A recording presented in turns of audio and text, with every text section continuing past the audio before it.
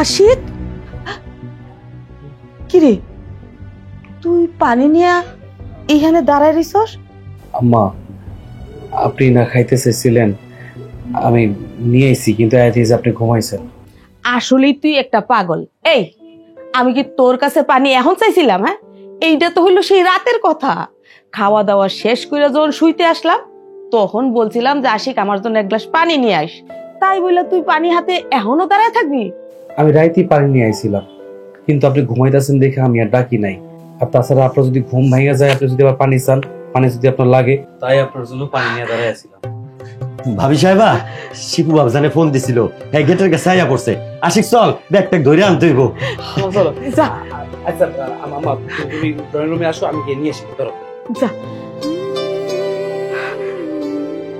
ছেলেটা আমার জন্য পানি হাতে নিয়ে সারা রাত দাঁড়ায় আছে।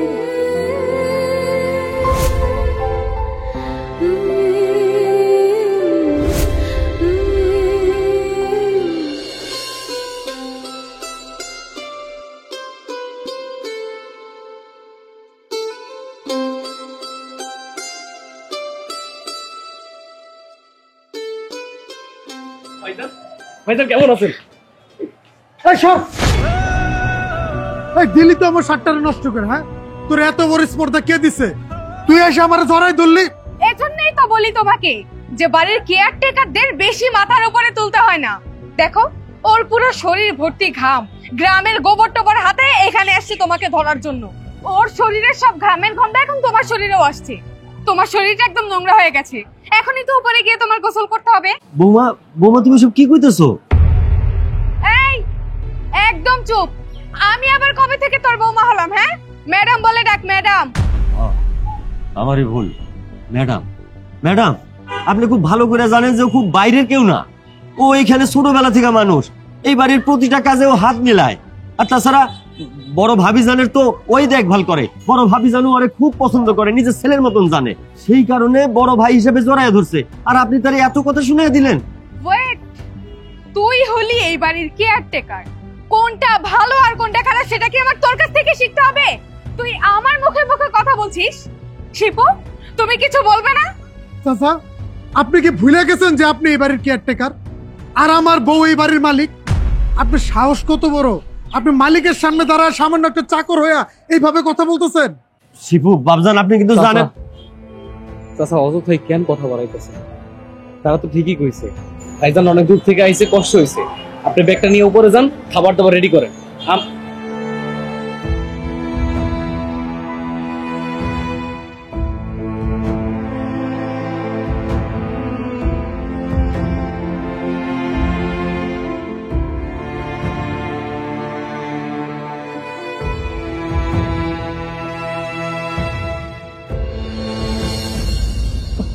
কি রে বাবা, এতদিন পরে গ্রামে আসছিস, কি মনে করিয়া? আরে মা, আমি তো জানি এই পৃথিবীতে কেউ যদি আমারে ভালোবাসে, আমারে মিস করে, সেটা হচ্ছে তুমি। আমিও না মা তোমার অনেক ভালোবাসি, কিন্তু আমার এই ব্যস্ততার কারণে আসতে পারি না, তাই আসা হয় না। কইতেছিলাম কি, বিয়ে কইরা যে বউ নিয়ে শহরে গেলি, প্রায় 2-2.5 বছর হয়ে গেছে।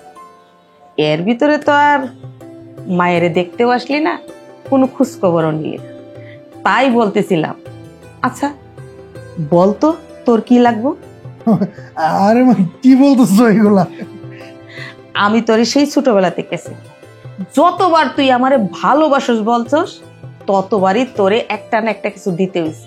আচ্ছা কত, এখন কি দিতে হইব? দেখছো, বলছিলাম না আমার মা আমাকে সবচেয়ে বেশি বোঝে। আমার মা কত ট্যালেন্ট। মা, তুমি তো বুঝেই গেছো। আমার না মা, স্বর্ণ লাগবে, স্বর্ণ। এই গ্রামে স্বর্ণ আছে। স্বর্ণ আছে? কই স্বর্ণ আছে? আমি তো কারো মুখে শুনি নাই, আমি নিজের চোখেও দেখি নাই। কোথায় আছে? আরে মা, স্বর্ণ তো আছে আমাকে পারিবারিক গোরস্থানের ভিতরে। কি কস বাজার? পারিবারিক কবরস্থানে স্বর্ণ আছে? এত এত মানুষ কবর দিতেছে, কোনোদিন তো একরতি স্বর্ণ বেরোইল না। মা, আমাকে পারিবারিক কবরস্থানটা হইতেছে একটা স্বর্ণ, একদম মেন রোডের কাছে। এখন তুমি চিন্তা করো, এই কবরস্থানটারে ভাঙ্গা যদি আমরা অন্য ব্যবসা করি, গ্রামের লোকজন আমরে খারাপ করি। ধরো যে একটা শপিং মল বানাইলাম, এটা কিন্তু গ্রামের কেউ মাইনে নিব না। কিন্তু ওই কবরস্থানটারে ভাঙ্গা যদি একটা হাই স্কুল করি, কত দূর দূরান্ত থেকে পোলাপান এই জায়গায় পড়তে আইব, ঢাকা শহর থেকে পোলাপান এই জায়গায় পড়তে আইব। মা দেখছো এই জায়গাটা কত উন্নত হয়ে যাইব, একবার চিন্তা করে দেখো। তারপরও যদি গ্রামের মানুষ কথা কয়, তখন কি কমু জানো? আমি কমু যে আমার বাপের নামে আমি স্কুলটা করছি, আমার বাপের আমি অনেক ভালোবাসি, মৃত্যু আফজাল শরীফ উচ্চ বিদ্যালয়। কি তুই আমাদের পারিবারিক কবরস্থান ভাইঙ্গা হাই স্কুল বানাবি? আরে বাবা, তুই এতটাই ব্যবসা শিখছো যে গুরুস্থানের মাটিও তোর হাত থেকে রেহাই পাইতাছে না। আরে মা, তুমি তো ব্যাপারটা বুঝতেছো না। যে বাপ দাদা মরে গেছে, ওকে কবর রেখে লাভ কি? ওই জায়গায় যদি আমি স্কুলটা করি, ব্যবসা হবো, টাকা আইবো। বুঝছি, তুমি তোমারে নিয়ে ভাবতেছো না। তোমারে নিয়ে তুমি চিন্তাই করো না। তুমি মরে গেলে তোমার লাশটারে সুন্দর করে সাজায়া এসি গাড়ি দিয়ে আমি ঢাকায় নিয়ে যাবো। ঢাকায় নিয়ে যায় তোমার যে কবর দিমু, কবরটা এত সুন্দর করে করবো, লাল নীল কাপড় জরিবাতি লাগায় এমন অবস্থা করবো, সবাই কইব যে এটা মাজার। মাজার মনে করে এই জায়গায় কত মানুষ দান খরচ করবো। ব্যবসাটা কি হবে একবার ভাবছো? এই ব্যাক করল না কি আপনি? হ্যাঁ, কি যাতা বলতেছে? উনি আপনার মা, আপনার জন্ম দিছে, আপনার খারাপ লাগতেছে না? আপনি আপনার মায়ের মৃত্যু কামনা করতেছেন, মরার পরে তার দিয়ে ব্যবসা করবেন। আপনি কেমন বলে জন্ম দিচ্ছেন? এবার কি যাতা কইতাছে? আপনি তো অশিক্ষিত, মূর্খ। ওই ছোট লোকের বাচ্চা, যাই এখান থেকে। মুখে মুখে তর্ক করস। কি করতেছো কি তুমি? তোমাকে আমি এসব বলতে বলছি, আর বাড়ির মধ্যে ঢুকতে না ঢুকতে তুমি এসব ব্যাপারে কথা বলা শুরু করছো। আমরা থাকতে থাকি, আস্তে ধীরে এসব ব্যাপারে কথা বলা যাবে। এখন মায়ের কাছে মাপ চাও। মা, আসলে না আমার ভুল হয়ে গেছে, আমি ব্যাপারটা বুঝতে পারি নাই। আসলে রোদের মধ্যে জার্নি করে আসছি তো, মাথাটা তাই একটু গরম। আরে আমি জানতাম আমার সন্তান যত খারাপই হোক, এত বড় কাজটা করতে পারে না, এত বড় নাফরমানি কাজটা আমার সন্তান অন্তত করতে পারে না। বাজান, আমি তোরে মাফ করে দিছি। এই দেখ, আমার সন্তান ভুল করছে, এই জন্য আমার কাছে ক্ষমা চাইছে। ভাইজান, আপনি কিছু মনে করেন না। আমি বুঝতে পারছি, ওই যে সে যখন বাড়িতে ঢুকতেছিল না, তখন আমার সাথে খারাপ ব্যবহার করছে, তখনই বুঝতে পারছি তার মাথাটা গরম। ভাইজান, আপনি রাগ করেন না, যান যান, বদলান, খাবার টেবিলে আসেন। মাফ করে দিন আমারে। ঠিক আছে, চলো। যা, শোন, তুইও খাবার টেবিলে আয়, আমি নিজের হাতে খাও। ঠিক আছে, আমার হচ্ছে কি, ওই আপনার নিয়ে যদি কেউ কিছু করে না, আমার মাথা রক্ত উঠে যায়। আপনি কিছু রাগ করেন না। এ কাকা, খাবার কি দিছো?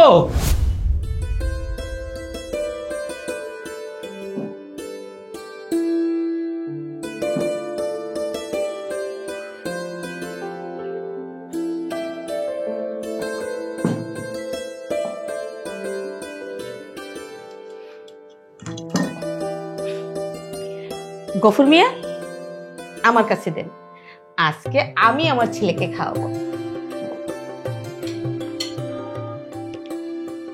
নে বাবা। এই ছোট লোকের বাচ্চা, তুই এখানে বসছিস কেন? ভাইজান, আমি তো সবসময় টেবিলে বসেই খাই। তুই এই টেবিলে বসে খাস নাকি কোথায় বসে খাস সেটা আমার দেখার বিষয় না। তোর মতো একটা গেও ছোট লোকের সাথে বসে আমি খাবো না। শিপু, বাড়াবাড়ি একটু বেশি হয়ে যাচ্ছে না? ও সামান্য চাকর হইয়া আমার সাথে টেবিলে খাইতে বসছে, আর তুমি ওরে কিছুই বলতেছো না, ওর সাপোর্ট টানতেছো। তার মানে কি তুমি অন্য কোথাও? ভাইজান, আপনি কারে কি বলতেছেন? উনি মা, আপনি কি ভুলে গেছেন? যেই মা আপনার জন্ম দিছে, সেই মার চরিত্র নিয়ে আপনি এসব কথা বলতে যেতেছেন? লজ্জা করতেছেন আপনার? আরে আপনি তো সন্তান নামের কলঙ্ক। আপনার জন্মের সময় উচিত ছিল আপনার মুখে লবণ দিয়ে মাইরা ফেলানো। দেখছো মা, দেখছো তোমার সামনে এই চাকরের বাচ্চা আমার মুখে মুখে কথা কইতেছে, তারপরেও তুমি ওরে কিছু কইতেছো না। ওরে এই জায়গা থেকে যাইতে কও, ওর মতো ছোট লোকের সাথে বসে আমি খাবো না। না, আশিক যাবে না, আশিক এই টেবিলে বসেই খাবে। তোদের যদি খেতে ইচ্ছা না করে তোরা চলে যেতে পারিস। কি কইতেছো মা? আমরা যাবো মানে? বললাম তো, আশিক এই টেবিলে বসেই খাবে। তোদের যদি খেতে ইচ্ছে না করে তোরা এখান থেকে চলে যা।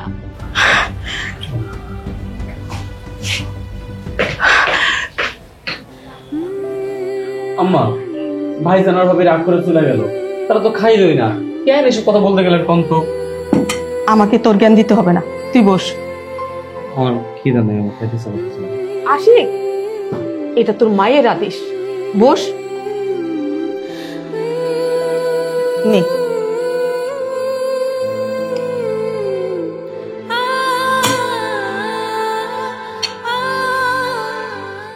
আচ্ছা, আমাকে একটু বলো তো, তোমার মাথায় কি গোবর আছে? দেখো এমনিতে মেজাজ মেজাজ খারাপ আছে, এগুলো উল্টা পাল্টা কথা বলো। কি হয়েছে? কি হয়েছে তুমি এখনো বুঝতে পারতেছো না? খাবার টেবিলে আশিকের সাথে এমন একটা সিনক্রেট করা কি তোমার একদম উচিত হয়েছে? এই কাজটা করে তুমি উল্টা মায়ের চোখের বিষ হয়ে গেছো। দেখলে না, তুমি যখন খাবার টেবিল থেকে আশিককে উঠিয়ে দিতে চেয়েছো, মা তখন কি বলেছে? বলেছে তোমাদের যদি খেতে ইচ্ছা না করে তোমরা চলে যাও। আমাদেরকে তাড়িয়ে দিয়েছে মা শুধুমাত্র এই আশিকের জন্য। আমি এটা খুব ভালো করে বুঝে গেছি যে আশিক হলো মায়ের চোখের মণি, তাই আশিকের সাথে আমাদের কখনোই খারাপ ব্যবহার করা যাবে না। হ্যাঁ, খারাপ ব্যবহার করা যাবে না। তাহলে আমি কি করবো? ওই আশিকের মতো কামলার বাচ্চারা তুলু তুলু করে চলবো? আস্তে কথা বলো, শুনতে পাবে তো সবাই। এখন তোমাকে আশিককে তুলু তুলু করেই চলতে হবে, কারণ মাকে কোনোভাবেই বুঝতে দেয়া যাবে না যে আসলে আশিককে আমরা ঘৃণা করি। মা যেন সবসময় বুঝে যে আশিককে আমরা মন থেকে খুব ভালোবাসি। আর তারপর আস্তে আস্তে আমরা এমন কিছু কাজ করব যাতে আশিক মায়ের চোখের মণি থেকে মায়ের চোখের বিষ হয়ে যায়। আর মা সবসময় যেন আমাদেরকে ভালোবাসে। আশিক চলে গেলে তো মায়ের আপন বলতে আর কেউ থাকবে না। আর তারপর মা সুন্দরভাবে সমস্ত সম্পত্তি আমাদেরকে দিয়ে দিবে, আর ওই আশিককে বাড়ি থেকে বের করে দিবে। হ্যাঁ, মায়ের মনে আস্তে আস্তে বিষ ঢালতে হবে। তোমার কথা শুনে মনে হইতেছে আমাকে হাতে কত সময়, আমাকে তো ঢাকায় কোনো কাজ কাম নাই, এমনি সেই জায়গায় পড়ে আছি, ওদিক থেকে কত টাকা লস হইতেছে এটা তোমার হিসাব আছে? শোনো, এত কিছু জানি না, যত তাড়াতাড়ি সম্ভব এই জমি হাসিল করে এই জায়গায় আমার স্কুল বানাই তৈরি। কিন্তু তুমি ভাইবা দেখছো কবে মায়ের মন গলবো, কবে আশিকের মায়ের চোখের বিষ বানাবো, আর কবে সম্পত্তি পাবো? এত সময় আমার হাতে নাই। আহা, এর জন্য তুমি এত টেনশন কেন করছো? আমি আছি না। এর জন্য আমার কাছে উপযুক্ত একটা বুদ্ধি আছে, আসো কানে কানে বলি।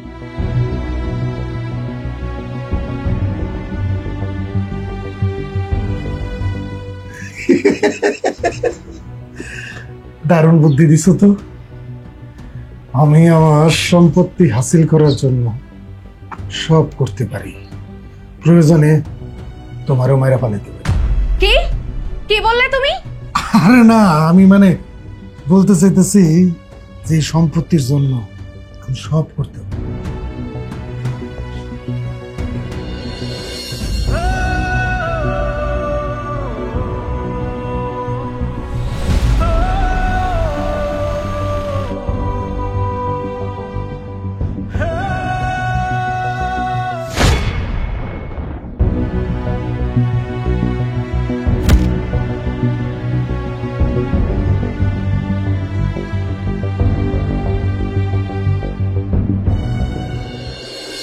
কিরে, এই সাত সকালে সবাইরে নিয়ে ছাদে আসছস কেন?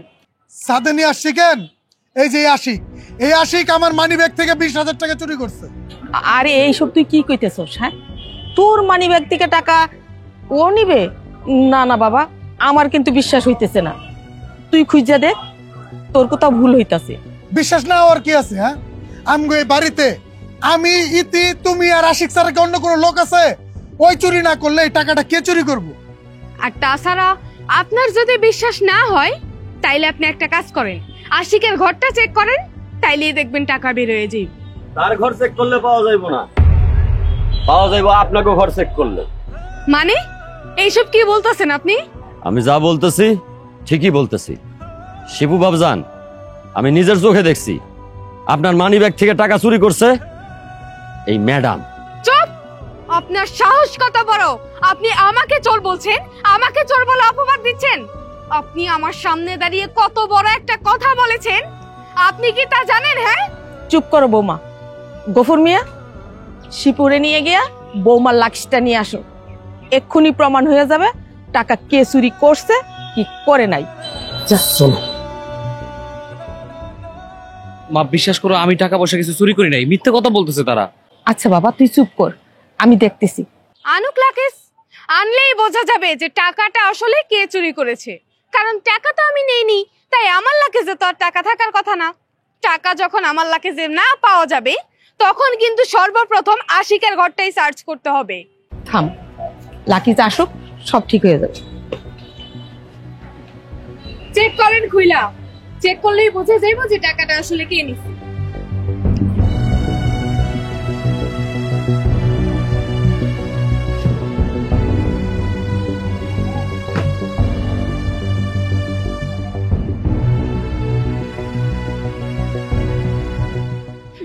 কই টাকা তো খুঁজে পাওয়া যাচ্ছে না।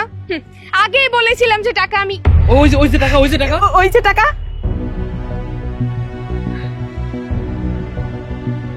নেন আপনার টাকা। দেখছেন তো কে নিছে টাকা? টাকা নিছে আপনার বউ। আর আপনি শুধু শুধু সাত সকালে উঠে নিষ্পাপ পোলাটারে চোর বানাইতেছে। টাকা কোত্থেকে আসলো? টাকা তো আমি নেইনি, আমার লাগেজে টাকা কোত্থেকে আসলো? চুপ করো বৌমা, তোমাদের টাকা তোমরা পেয়েছো, এখান থেকে বেরিয়ে যাও, যাও এখান থেকে।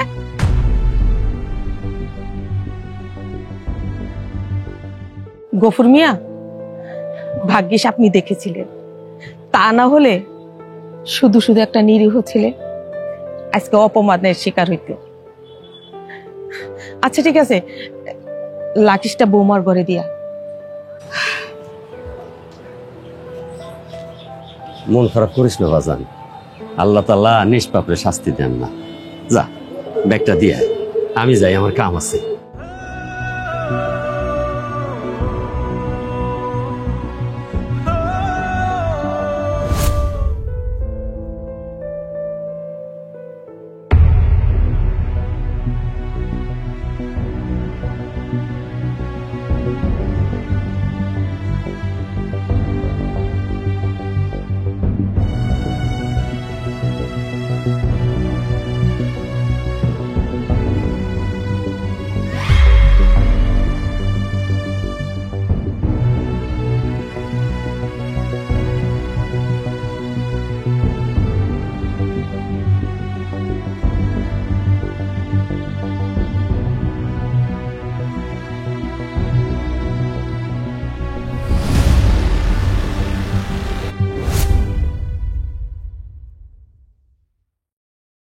বউ তুমি রাগ করো না।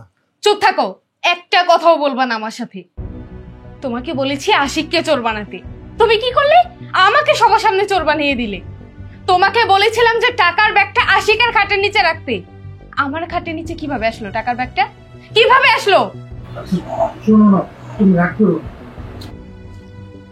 তুমি আমার সাথে একটা কথাও বলবা না। তোমাকে কি করতে বলছিলাম? তোমাকে বলছিলাম আশিককে চোর বানাতে, আর তুমি সবার সামনে আমাকে চোর বানিয়ে দিলে। তোমাকে বলেছি টাকাগুলো আশিকের খাটের নিচে রাখতে, আর তুমি আমার ব্যাগের মধ্যে টাকাগুলো কোত্থেকে আসলো? কোত্থেকে আসলো? আরে তুমি বিশ্বাস করো, টাকাগুলো তোমার ব্যাগে কেমনে গেল এটা তো আমি জানি না। আমি এই নিজে হাতে আশিকের খাটের নিচে টাকাগুলো রাইখা আসছিলাম, কিন্তু তারপরে কেমনে কি হয়ে গেল আমি কিছু বুঝতেছি না। ও আচ্ছা, তুমি নিজে রেখে আসছো। টাকাগুলো তো পাখা গজাইছে, টাকাগুলো উড়ে উড়ে আমার ব্যাগের মধ্যে চলে আসছে, তাই না? সবার সামনে আমাকে চোর বানিয়ে দিয়েছে। এখন তো সবাই মনে করছে যে টাকাগুলো আমি নিয়েছিলাম। বউ তুমি রাগ করো না। চুপ, একদম আমার হাত ধরতে আসবে না। যতদিন না পর্যন্ত তুমি তোমার স্বপ্ন পূরণ করতে পারতেছো, ততদিন তুমি আমাকে স্পর্শ করবে না। আরে এটা তুমি কি কইতেছো? তুমি তো আমার বিয়ে করাবো, আর তোমার ছাড়া তো আমি থাকতে পারি না, তোমার আমি ভালোবাসি। কিন্তু থাকতে হবে। তোমার মধ্যে যদি এই জিতটা না থাকে, তাহলে তুমি কখনোই এই সম্পত্তি পাবে না, তোমার স্বপ্ন কখনোই পূরণ হবে না।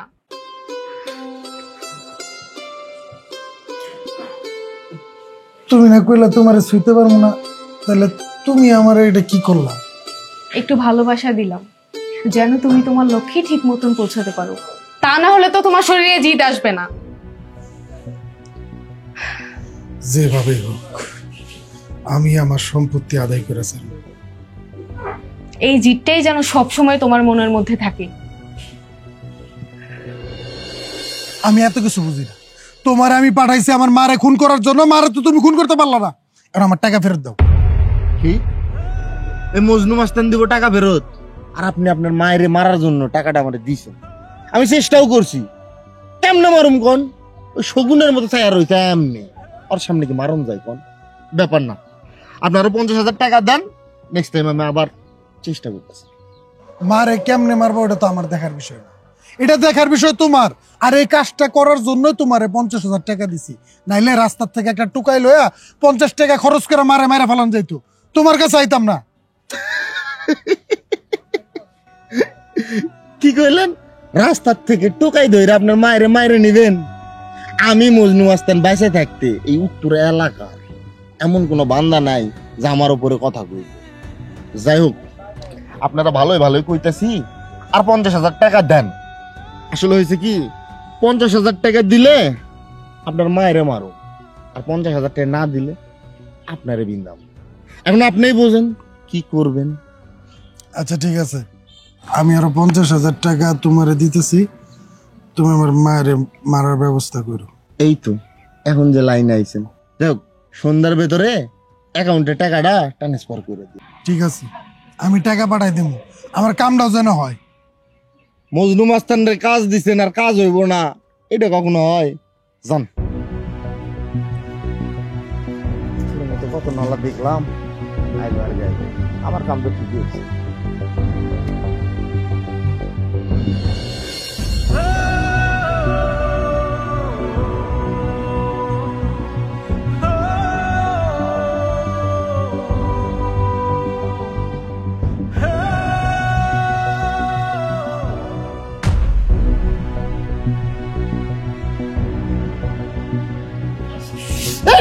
এত জোরে কেউ মারে? তুই এই বাড়িতে কি করতেছ? হ্যাঁ, তুই হয়তো আমার মারা খুন করতে চাইছিলি কেন?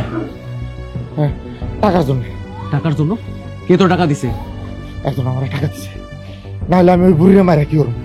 একজন কেডায়? একজন নাম কইতে পারুম না আমি। আয় নাম ক, তুমি কিন্তু জমা করে ফেলবো, নাম ক। এখন সত্য কথা কই, ক। মালকিনের পোলায় আমার টাকা দিছে। শিবু ভাই? প্রথমবার 50,000 টাকা দিছে, আপনার জন্য পারি নাই, তাই দ্বিতীয়বার আবার জোর করে টাকা নিছি।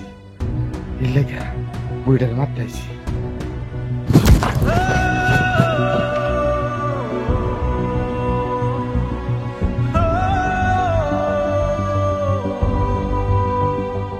হায় আল্লাহ, এটা আমি কি শুনলাম? শিবু ভাই মায়ের মারতে চাইছে? সে তো তার পেটের সন্তান, সে সন্তান হয়ে মারে খুন করতে চাইছে। কিন্তু এই কথা তো আমি মারে করতে পারবো না, মা তো যে কোনো সময় স্ট্রোক করে মারা যাবে, মা সহ্য করতে পারবো না। না, মার পাশে থাকতে হইব। কিরে, তুই আমার এই জায়গায় ডাকছস কেন? ভাইজান, আপনি আপনার মায়ের খুন করতে চাইছেন কেন? হাই বেটা ফাজিল, থাপড়ে সবগুলো দাঁত ফালাই দেব। আমি আমার মারে খুন করতে চাইছি মানে? ভাইজান, আমার কাছে লুকায়েন না, আমি সবকিছু জানি। কিন্তু হেই, জানোস মানে? তুই কি জানোস? তুই কি জানোস? আপনি আপনার মায়ের খুন করতে চাইতেছেন? আপনি কেমন সন্তান? মার প্রতি একটু মায়া লাগে নাই আপনার?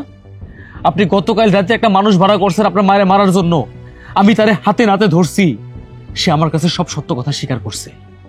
50,000 টাকার বিনিময়ে আপনি আপনার মায়ের খুন করতে চাইছেন কেন ভাইজান? আপনি তো তার গর্ভের সন্তান, আপনি আপনার মায়ের কেন খুন করতে চাইছেন? তাহলে তুই যাই নাই ফেলাইছিস। ঠিক আছে, জানছস, ভালো হয়েছে।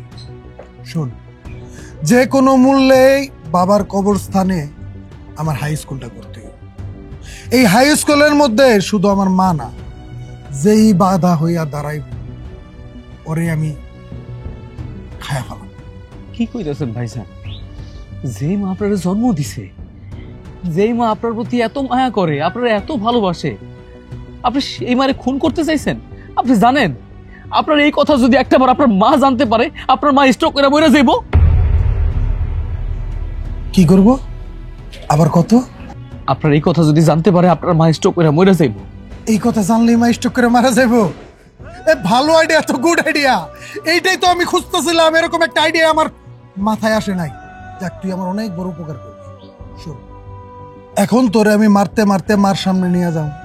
মা যখন আমার জিজ্ঞেস করবো যে কেন মারতেছি, আমি মারে কম, তুই মারে ভালোবাসস, মার দেখাশোনা করস, মার সেবা করস, সব কিছু মার সম্পত্তি ভোগ করার জন্য। পারবি না এই কথাটা কইতে? আপনি কি পাগল হয়ে গেছেন নাকি? আমি এতদিন যাবত এই বাড়িতে ছোট থেকে বড় হইলাম, এখন অব্দি আমি এই কথা ভাবিও নাই। আমি এই কথা কোন দুঃখে যা কইতে যাবো না, আমি এসব কথা কইতে পারুম না। তুই পারবি না, তোর দ্বারা সম্ভব না। ঠিক আছে, তোর কিচ্ছু করতে হইব না। আমি আমার মারে যা বলতেছি যে আমি মারে মারে ফেলাইতে চাইছি। ভাইজান আমি রাজি।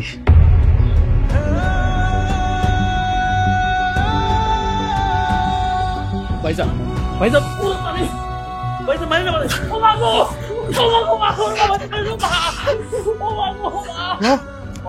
সম্পত্তি চাস, সম্পত্তি চাস, সম্পত্তি চাস। থাম চিপু থাম। কি হয়েছে?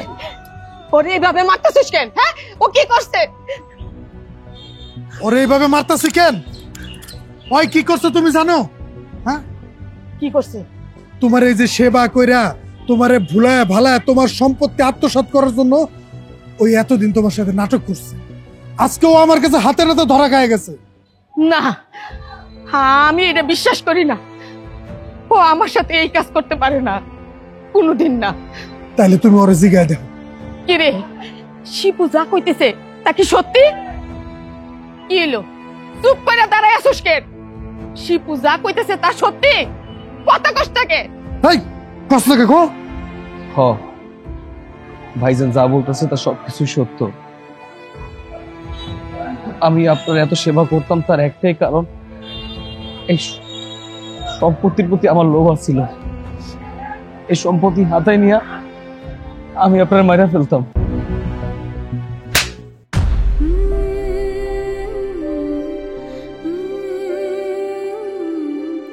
বেঈমান, নিমক হারাম, তোরে আমি এত বিশ্বাস করতাম, এত আদর করতাম, নিজের সন্তানের চাইতে তোরে আমি বেশি ভালোবাসতাম, আর তুই কি না আমার সাথে এরকম বেঈমানি করতে পারলি? পরের সন্তান পরের সন্তান, পরের সন্তান কখনো নিজের সন্তান হয় না। ওরে তো তুমি নিজের সন্তান মনে করছিলা, নিজের সন্তান মনে করে আপন করে মায়ের মতো আদর যত্ন করছো। আর ওই কি করছে? ওই তোমার বুকে আজকে ছুরি মারতে চাইছে, তোমার সম্পত্তি আত্মসাৎ করতে চাইছে। মা শোনো, পর কখনো আপন হয় না। পর কখনো আপন হয় কিনা এটা জানি না, কিন্তু আশিক তো পর না, আশিক এই বাড়িরই সন্তান। এইসব আপনি কি কইতেছেন? আশিক এই বাড়ির সন্তান হইতে যাইব কেন? আরে এই বাড়ির সন্তান তো আমার ছেলে শিপু। বেগম সাহেবা, আপনি এই বাড়িতে বউ হয়ে আসনের আগে থেকে কিন্তু আমি এখানকার চাকর। আমি মিথ্যা কথা কমু? তাইলে শোনেন, আজ থেকে 22 বছর আগে আপনার স্বামী বড় সাহেব তখন রংপুরে পোস্টিং, ওইখানে টানা 5 বছর আছিল। সেই সময় তার এক গরিব মহিলার সাথে প্রেম হয়ে যায়, গোপনে তারা বিয়াও করে, আর সেখানেই আশিকের জন্ম। আশিকের জন্ম দিতে গিয়া ওর মা মারা যায়।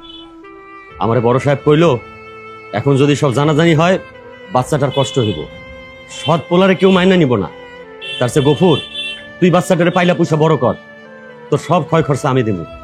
আর আজ থেকে 22 বছর পর যখন আশিক পূর্ণ যুবক হইব তখন সবাইরে জানাবি। আমি বুঝি নাই যে 22 বছরের আগেই জানাই দিতে হইব। না না, আমি এটা বিশ্বাস করি না। বড় সাহেব এরকম কাজ কোনো দিন করতে পারে না। আচ্ছা, আপনি যে এই কথা বলতেছেন, আপনার কাছে কি এমন প্রমাণ আছে? মুখের কথা বিশ্বাস করার কথাও না।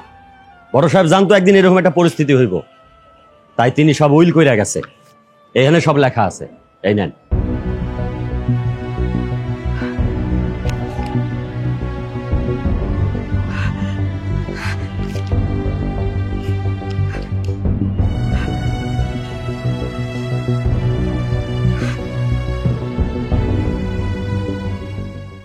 না, আমি বিশ্বাস করি না। বড় সাহেব এরকম কাজ করতে পারে না, কোনো দিন না, এরকম কাজ করতে পারে না। না, মা,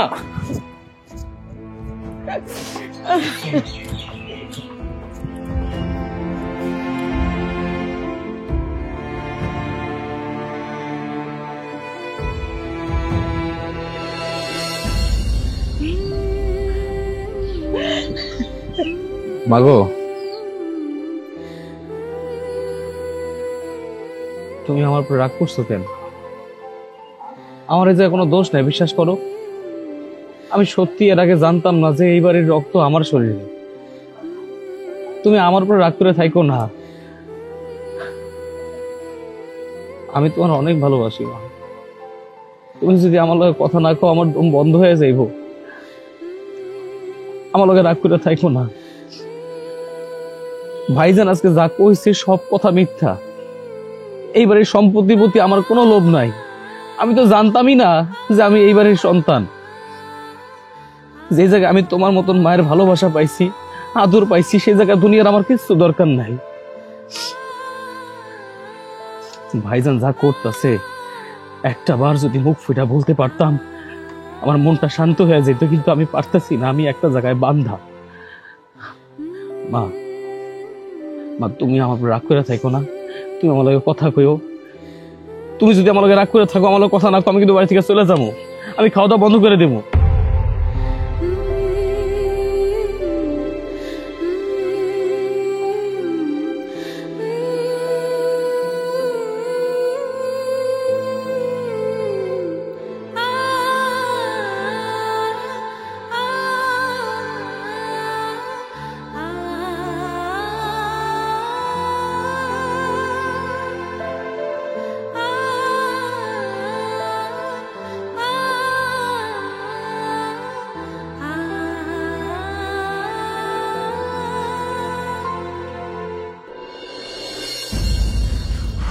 আমার না মাথায় কিছু ধরতেছে না।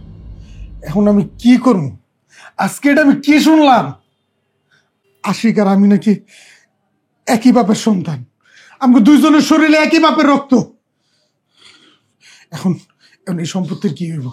এই সম্পত্তি তো দুই ভাগ হয়ে যাবে। আর এই সম্পত্তি দুই ভাগ হইলে আমার স্কুল, আমার স্বপ্ন, আমার স্কুল আমি কেমনে করবো? আমার মাথায় কিছু ধরতেছে না। আরে তুমি এত চিন্তা করতেছো কেন? বিষয়টা তো এখন আমাদের জন্য আরো বেশি সহজ হয়ে গেল। সহজ হয়ে গেছে মানে? তুমি কি কইতেছো? তুমি বুঝতেছো? ওই এতদিন জানতো না যে ওই বাড়ির সন্তান, তাই সম্পত্তির জন্য এত কিছু করতেছিল, মার এত সেবা করতেছিল। আর আজকে তো ও জানে গেছে। আজকে ও জানার পর ওই কি সম্পত্তির ভাগ ছাড়বো নাকি? আরে বিষয়টা কিভাবে সহজ হলো আমাকে একটু বলতে দাও। দেখো, আশিক যখন জানতো না যে এটা ওর মা, ও তখন থেকেই মাকে এত ভালোবাসতো। আর এখন তো জেনে গেছে, এখন তো মায়ের প্রতি ভালোবাসা ওর আরো দ্বিগুণ হয়ে গেছে। আমার মনে হয় আশিক কখনোই মাকে ছেড়ে সম্পত্তি চাইবে না। দেখো, তুমি যদি এখন আশিকের কাছে দুইটা পয়েন্ট রাখো, এক মা আর দুই হচ্ছে সম্পত্তি, আশিক কিন্তু কখনোই সম্পত্তি চাইবে না। আশিক সবসময় মাকেই চাইবে। তাই তোমার ওইটাই করতে হবে। আশিককে বুঝিয়ে সম্পত্তিটা তোমার আদায় করতে হবে। কিন্তু কিন্তু এটা কিভাবে সম্ভব? আমি আছি না, শোনো তাহলে।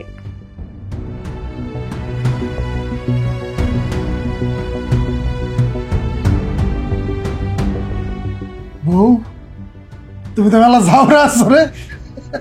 তোমার মাথায় খালি জাউরামি বুদ্ধি। এইসব জাউরামি বুদ্ধি ইন্ডিয়ান সিরিয়াল দেখে শিখছো না? আচ্ছা ঠিক আছে, শোনো, আমার স্কুলটা হয়ে যাক, আমি তোমার ঢাকা গিয়াই 52 ইঞ্চি টিভি কিনে দিব। সেই টিভিতে তুমি খালি ইন্ডিয়ান সিরিয়াল দেখবা আর আমার কুটনামি বুদ্ধি শিখাইবা। হয়েছে, এখন অত কথা বাদ দিয়ে একটু চেয়ারম্যানের কাছে যাও, বিষয়টা নিয়ে আলাপ করো। আচ্ছা আমি যাইতেছি, তুমি এই দিকটা একটু সামলাও। ঠিক আছে।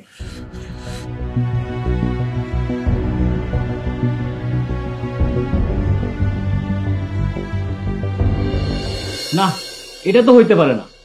মা হইছে একজন আর তোমরা দুইজন মারে নিয়ে টানাটানি করতেছো, আর তোমরা দুইজনে মায়ের ভাগ চাইতেছো। মারে তো আর আমি কাইটা ভাগ করে দিতে পারবো না। তবে আমি একটা সিদ্ধান্ত নিছি, যে মা পাবা সে সম্পত্তি পাইবা না, আর যে সম্পত্তি পাইবা সে মায়ের ভাগ পাইবা না। এখন তোমরা সিদ্ধান্ত নিও, তোমরা কোনটা চাও।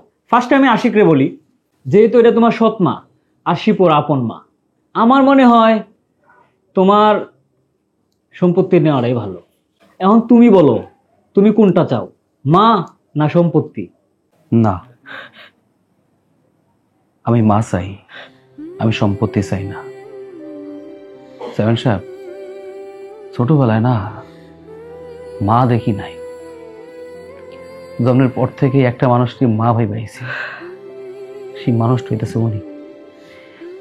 কোনো সময় সে আমারে বুঝতে দেয় না যে তোর মা নাই, মায়ের আদর দিছে, মায়ের স্নেহ দিছে, মায়ের ভালোবাসা দিছে।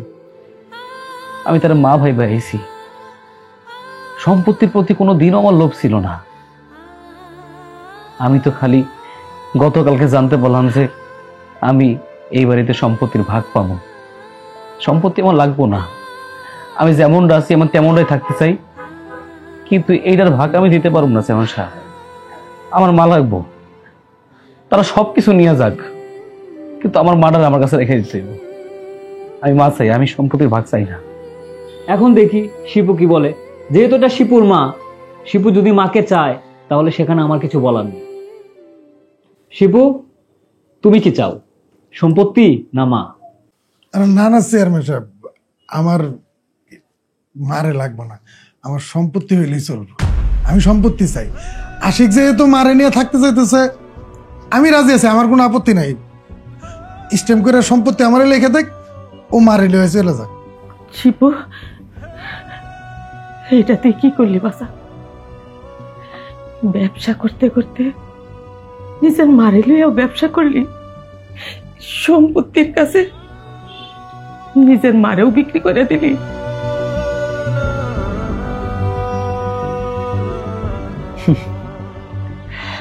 ভাইজান, আপনার মনের মধ্যে এটা ছিল, এটা আমার কইলেই হইতো। অযথায় পাড়ের ভিতরে চেয়ারম্যানের ডাইকে আইনা বিচার বনের কিছুই ছিল না। আপনি যদি আমারে কইতেন যে আমার সম্পত্তি লাগবো, আমার মা লাগবো না, আমি সাথে সাথে রাজি হয়ে যেতাম। একটা জিনিস খেয়াল করছেন ভাইজান, আপনার আব্বা মারা গেছে, আপনার আব্বার কবরটার আপনার কোনো মূল্যায়ন করেন নাই। একটা জিনিস খেয়াল করছেন ভাইজান, আপনার আব্বা যে মারা গেছে সে কবরের কোনো দামই আপনার কাছে নাই।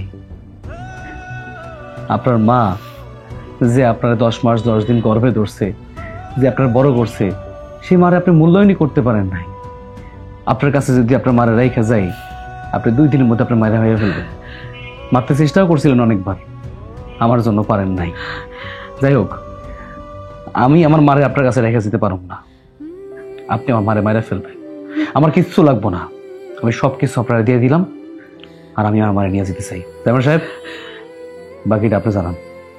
আমি জানোয়ার দেখছি, কিন্তু আপনার মতন জানোয়ার দেখিনি, যে কিনা সম্পত্তির লোভে নিজের মারে ছাইড়া দিতেছে।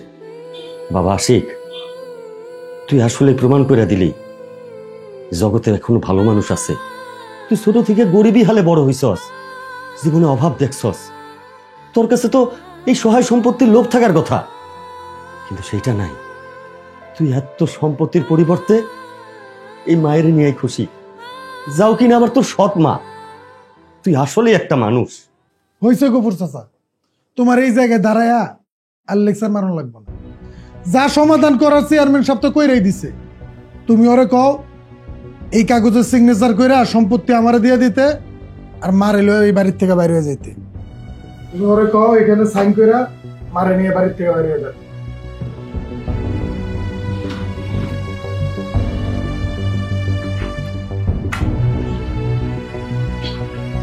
চলো মা। বাজন রে, সবার চোখে তুই সবচেয়ে বেশি লস করছস, তোর জায়গা জমি কিচ্ছু নাই, কিন্তু তুই পৃথিবীর সবচেয়ে দামি সম্পদটা নিছস। কিন্তু বাজান, আমি তো এই জালিমের কাছে আর কাজ করুম না। এত বছর এই বাড়িটা ছিলাম, আজ ভাবু জানো নাই, তুইও নাই, আমিও থাকবো না। আমি যেখানে 2 চোখ যাই চলে যাবো। তোর কাছে একটাই অনুরোধ, তুই ভাবি জানলে সবসময় দেখা রাখিস বাপ। চাচা, ছোটবেলা থেকে বাপের আদর পাই নাই, আপনি আমার আদর যত্ন করে বড় করছেন। কি ভাবছেন আপনারা রেখে আমি চলে যাবো? চাচা, ছোট ঘরের ভিতরে শান্তি আছে, আপনি কি পারবেন না আমার সে ছোট্ট ঘরে থাকতে? আমরা 3 জন একলগে থাকি। চাচা, গফুর মিয়া, আপনি আমাদের সাথে চলুন। ভাবি যান, অবশ্যই যাবো, চলে।